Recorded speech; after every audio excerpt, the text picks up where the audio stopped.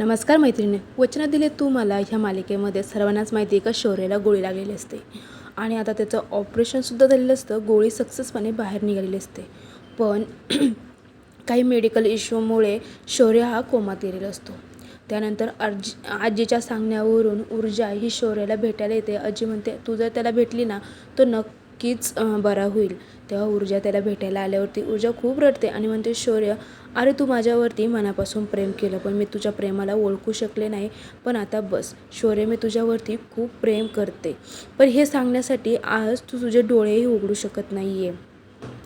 आणि ऊर्जा शौर्याला सांगते की तुला माहिती आहे का मी तुझ्याशिवाय जगू शकत नाही. शौर्य, तुला माझ्यासाठी डोळे उघडावंच लागतील आणि माझ्याशी बोलावंच लागतील. तेवढ्यात ऊर्जा शौर्याचा हात त्याच्या हातामध्ये घेते आणि देवाचा काय चमत्कार, तो शौर्य शुद्धीवरती येतो.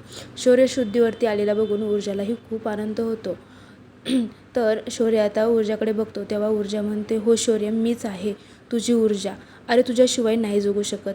तू माझ्यावरती वेड्यासारखं प्रेम करतो ना, पण दुप्पट तिप्पट पतीने मीही तुझ्यावरती प्रेम करते.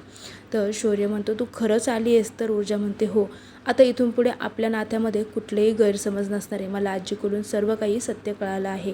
तू माझ्यापासून काहीच लपवलं नव्हतं, पण मला गमवण्याच्या भीतीमुळे तू मला काही सांगत नव्हता. तर आता शौर्य काही बोलायला जाणार तेवढ्यात ऊर्जा म्हणते तू काहीही बोलू नको, तुला आरामाची खूप गरज आहे. आता पुढील भागामध्ये आता शौर्याच्या घरच्यांना ऊर्जाबद्दल खरं कळलं तर नक्की काय होणार आहे हे जाणून घेण्यासाठी चॅनल सबस्क्राईब करून ठेवा. व्हिडिओला नक्की लाईक करा. थँक्यू.